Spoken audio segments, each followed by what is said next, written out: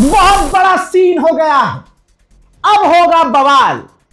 दोस्तों, जो अपने जबान का नहीं, जो अपने वादे का नहीं, जो अपनी बात का नहीं, वो गुलाबी सूअर अपने धर्म का भी नहीं, अपने मजहब का भी नहीं।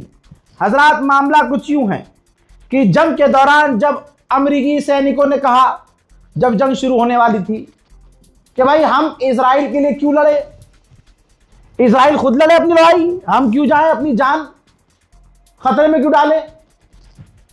अमेरिका के सैनिकों में यह बात चलने लगी तो अमेरिका के डिफेंस मिनिस्टर ने, डोनाल्ड ट्रंप ने खुद अपने सैनिकों से कहा कि यह मजहब की जंग है, धार्मिक जंग है।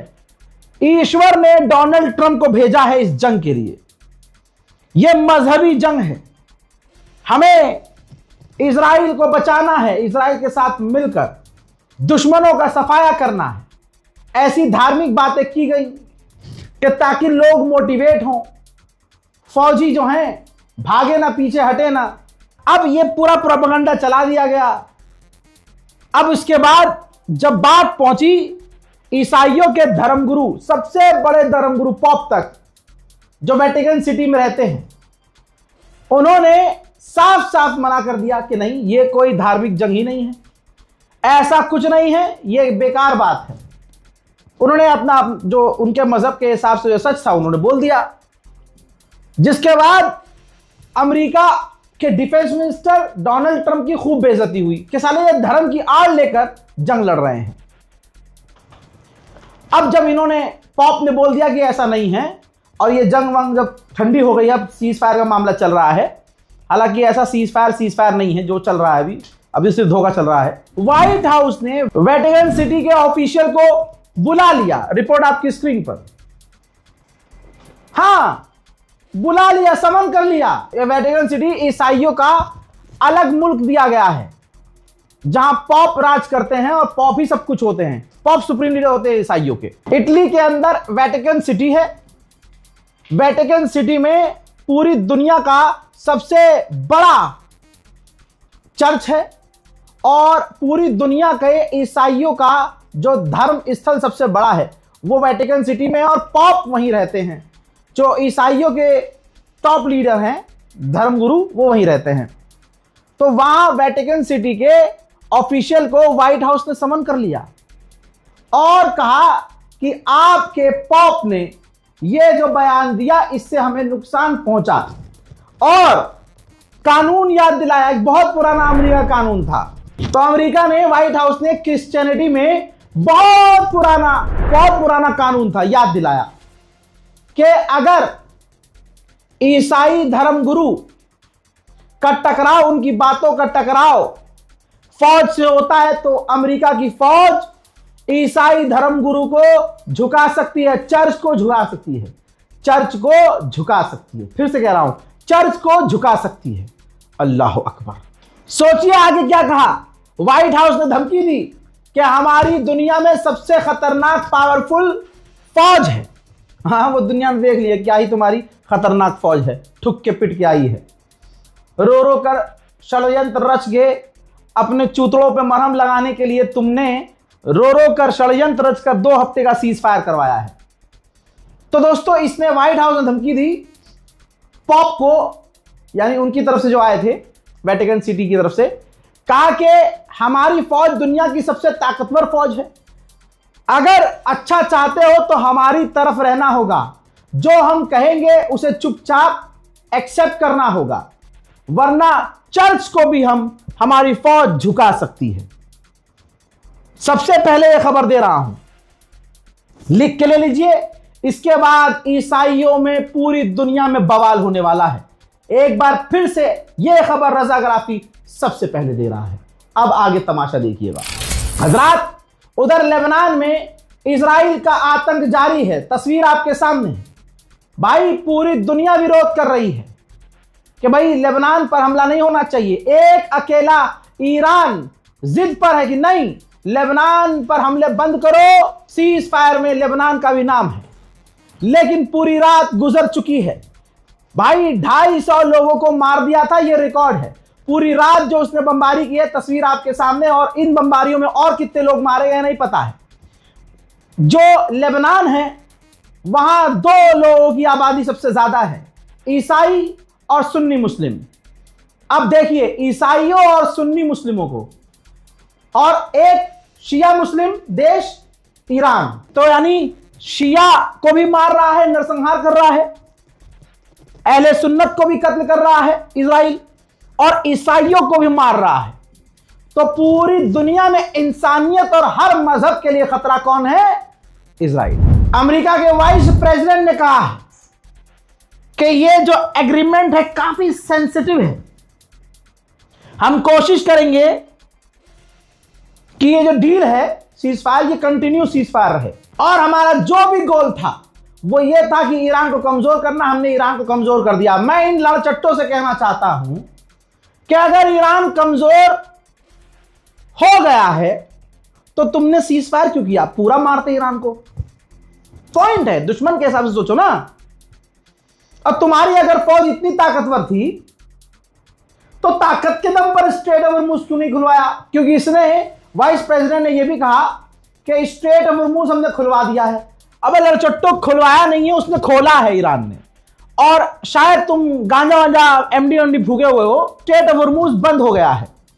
जाकर अपने दादा जो हैं ईरान, उनसे पता करो, जाके स्ट्रेट ऑफ हॉर्मुज में देखो तो सही, सारे जहाज रुके हुए हैं। इसने कहा कि सेंसिटिव मामला है, सीज फायर कंटिन्यू रहे, इस पर हम काम करेंगे।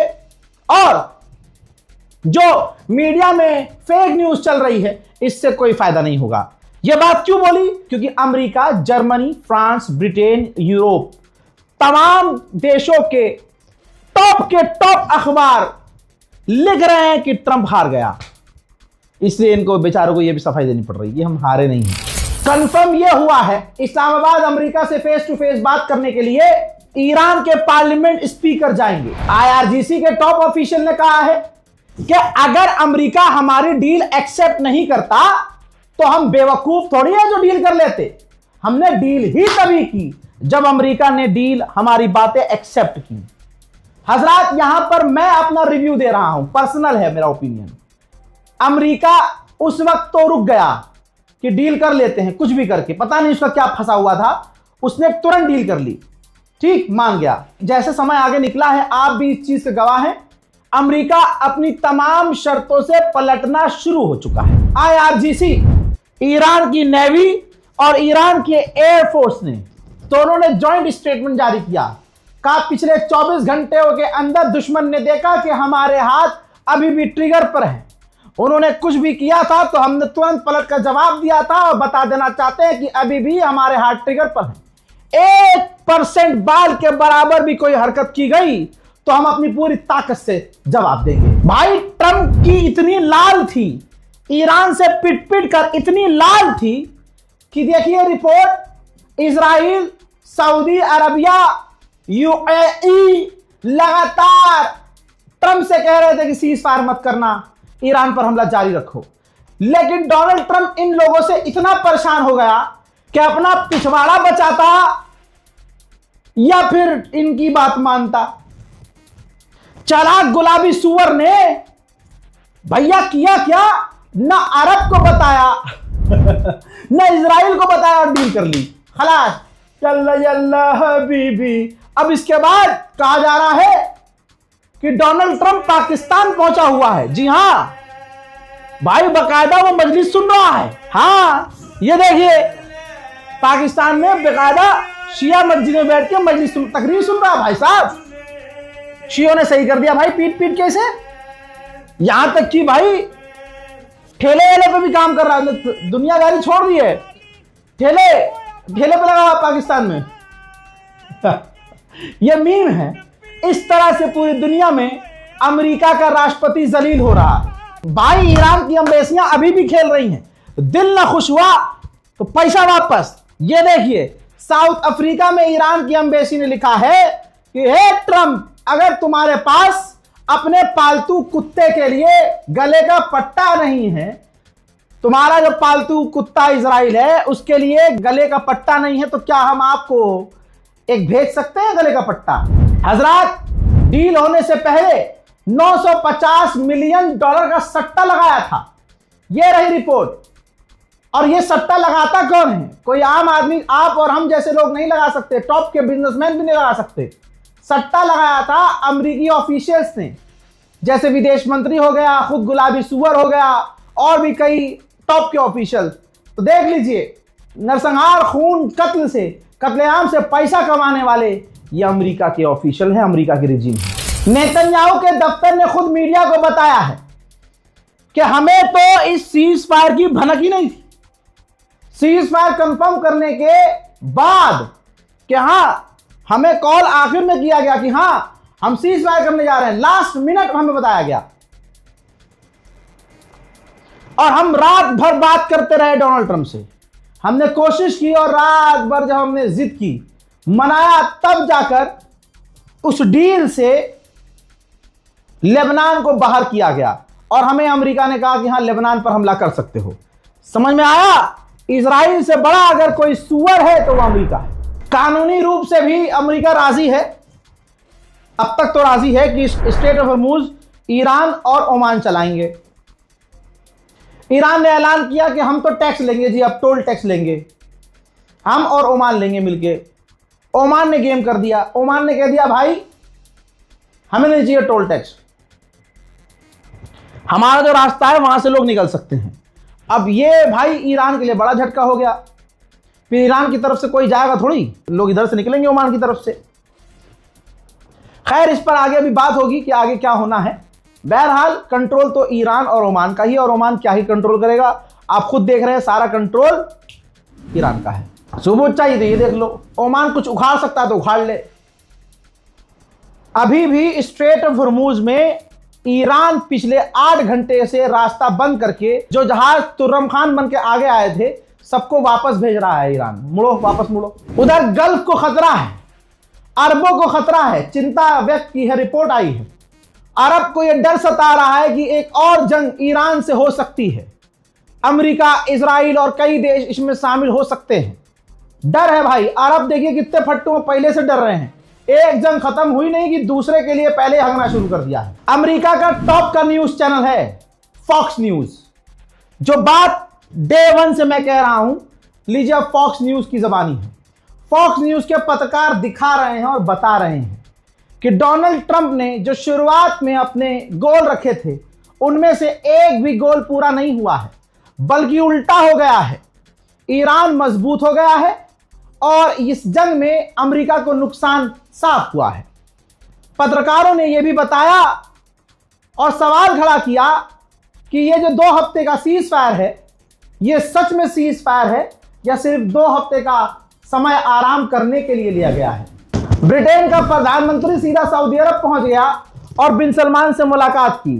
करनी पड़ेगी भाई, इस टाइम सबको अपने नंबर सऊदी से बनाने हैं, क्योंकि बरतानिया ने, इस ब्रिटेन ने अपने बेस को अमेरिका के लिए ओपन किया था, खुला छोड़ दिया था। सबसे बड़े बड़े हमले ईरान पर जो परमाणु बॉम्बर से किए गए, बरतानिया से वो जहाज उड़ रहे थे, और ये बात मैं रोज बोल रहा था। उधर इराक ने भी आधिकारिक तौर पे कहा है कि लेबनान पर इजराइल हमला करके सीज फायर खराब कर रहा है। 40 दिन के बाद इजराइल के लोग अब बंकर से बाहर आ रहे हैं। 40 दिन के बाद इजराइल तैयारी कर रहा है कि अपने कुछ एयरपोर्ट को चालू किया जा सके, ताकि जो भागे हुए, विदेश भाग गए हैं यहूदी पहाड़ियों पर और दूसरे इलाकों में छुप गए हैं, जाके दूसरे मुल्क चले गए हैं, वो वापस आ सके। मेरे दोस्तों, कोई भी खबर मैं अपने मन से नहीं, मेरी कोशिश होती है कि दुश्मन के अखबार में क्या चल रहा है और IRGC के अंदर क्या बात हो रही है, मैं बहुत ये दोनों सेंसिटिव चीजें निकाल के लेके आता हूं। अब देखिए, ब्रिटेन का अखबार टेलीग्राफ क्या लिख रहा है? ट्रंप का जो सीज फायर है, इसने रिस्क बढ़ा दिया है कि इस सीज फायर के बाद, इस जंग के बाद ईरान अपने आप को बेहद मजबूत कर लेगा ग्लोबल ऑयल रूट्स पर। जो ईरान का हाथ है, अब वो पूरी दुनिया के तेल के आपूर्ति तक पहुंच चुका है।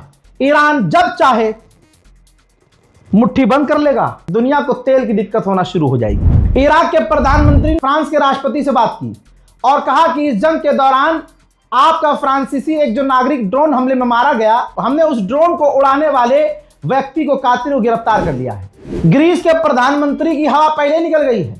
ग्रीस के प्रधानमंत्री ने कहा कि अगर स्ट्रेट ऑफ हॉर्मुज से टैंकरों को निकलने के लिए पैसे देने पड़े तो यह काफी खतरनाक है। पर्सनली मेरा मानना यह है कि ईरान गलती कर रहा है। जब इजराइल कह रहा है कि हमसे कोई सीज फायर नहीं है, तो ईरान सीज फायर क्यों फॉलो कर रहा है? ईरान को इजराइल पर तुरंत हमले करने चाहिए और कंटिन्यू करना चाहिए। जब आपको 10 जगह हमले नहीं करने और एक ही जगह आपको गोल मिल गया है कि इसको बजाना है, तो बजाओ फिर। क्योंकि नेतन्याहू सामने आके मीडिया पर खुलेआम स्काई न्यूज पर कह रहा है, तमाम दुनिया के चैनलों ने कवर कर लिया है, कह रहा है कि हमारी जंग खत्म नहीं हुई है, अभी हम जंग से बाहर नहीं है। कहता है नितिन यादव, अंधभक्तों का नितिन यादव, और हमारे लिए नेतन्याहू ये कहता है, बल्कि कह रहा है कि हमारे अभी बहुत सारे गोल हैं जो अचीव करने हैं। इशारा यह है कि ईरान के टॉप लीडरों को अभी भी असैसिनेट करना है, मारना है। अब यह बयान सुनने के बाद भी अगर आईआरजीसी रिएक्ट नहीं कर रही है तो अल्लाह जाने वजह क्या है। अब इसके बाद जो बयान आ रहे हैं इसके, मैंने 6 घंटे पहले ही 8 घंटे पहले कह दिया था कि इतनी बुरी तरह से दोनों पिटे हैं, अपने मुंह से तो कहेंगे नहीं हम पिटे हैं, जख्म गहरे हैं, फट के 4 है, लेकिन तारीफ एक दूसरे की कर रहे हैं, अपनी जीत का ऐलान कर रहे हैं। नेतन्याहू भी यही कह रहा है कि हम जीत गए हैं, ये हो गया है और वो हो गया है। बताइए, भीख मांगने वाले यही कि सीज फायर कर लो, और सीज फायर होता तो शोर मचाते हैं कि हम जीत गए हैं। नेतन्याहू ने कहा कि अभी हमें बहुत सारे काम करने बाकी हैं, और ये जो डील हुई है हमारे लिए शॉक नहीं है, बल्कि एक जगह अखबार में कह रहे हैं कि इजराइल शॉक में चला गया। नेतन्याहू ने पूरी रात बात कही डोनाल्ड ट्रंप से, और यहां मीडिया के सामने आया कह रहा है कि हमें शॉक नहीं लगा। नितिन यादव ने, नेतन्याहू ने कहा कि हमने ईरान को कमजोर कर दिया है, ईरान को वीक कर दिया है, ईरान के ड्रोन खत्म कर दिए हैं, ईरान की मिसाइलें खत्म कर दी हैं, ईरान बेकार हो चुका है, ईरान के परमाणु ठिकानों पर हमने हमला किया है, ईरान की फैसिलिटी को उड़ा दिया है, ईरान के हमने न्यूक्लियर साइंटिस्ट को मार दिया है, ईरान को बर्बाद कर दिया है, ईरान मिट चुका है। अच्छा नितिन यादव, फिर सीज फायर क्यों किया? सीज फायर करना नहीं चाहिए था। तुम्हारे यहां जो भर भर कर घोप घोप मिसाइलें गिर रही थी, तब काहे रो रहे थे तुम्हारे गवर्नर? हजरात मोहतरम, इनके पास अब कुछ है थोड़ी। अब मीडिया के जरिए बार बार आकर हम जीत गए जी, हम जीत गए, हम जीत, ये करेंगे। नेतन्याहू ने यह भी कहा है कि जो ईरान का एनरिच यूरेनियम है वो ईरान से बाहर निकाला जाएगा, चाहे ईरान खुद निकाले, चाहे उसके लिए दोबारा जंग लड़नी पड़े। हम जंग के लिए तैयार हैं, हमारी फिंगर ट्रिगर पर है। मेरे दोस्तों, इन्हीं सब बातों पर आईआरजीसी को सब जगह से फोकस हटाकर इजराइल पर इतनी मिसाइल दागनी चाहिए, इतनी दागनी चाहिए, इतनी कि जैसे डोनाल्ड ट्रंप की अकड़ निकली है, नेतन्याहू फादरलैंड की भी अच्छे से निकल जाए। उधर बहरीन ने अपना एयर स्पेस खोल लिया है।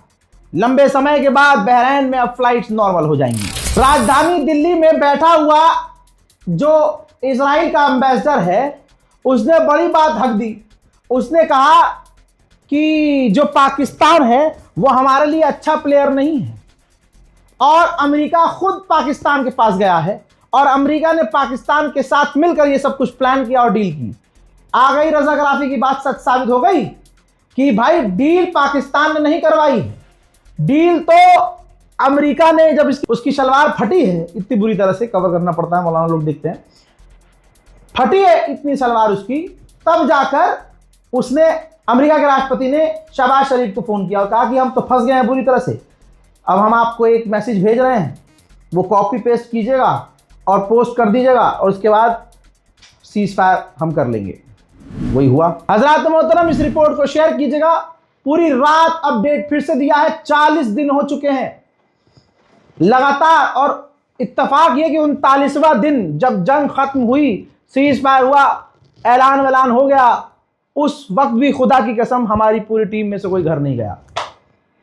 थकान इतनी थी, सब बच्चों ने बोला, सारे टीम ने बोला कि रजा भाई आज सोएंगे ऑफिस में ही सारे, इतने थके हुए घर जाने की हिम्मत नहीं है, पहले थोड़ा नींद पूरी करते हैं उसके बाद चलेंगे।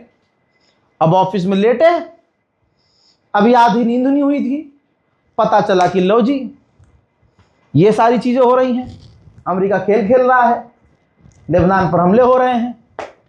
40 दिन अब टोटल हो चुके हैं। सब पूरी टीम अपने मां बाप से दूर है, अपने परिवार से दूर है। इसके बावजूद इतना हमने आपसे मांगा है कि सिर्फ आपको करना है कि हमारे चैनल को सब्सक्राइब करना है, दूसरे के फोन में भी हमारे चैनल को सब्सक्राइब करना है, ताकि हमारी आवाज, हक की आवाज, आपकी आवाज दूर तक जाए। फिलहाल की रिपोर्ट में दोस्तों इतना ही। इस रिपोर्ट को शेयर कीजिए, इंतजार कीजिए मेरे अगले अपडेट का। जय हिंद।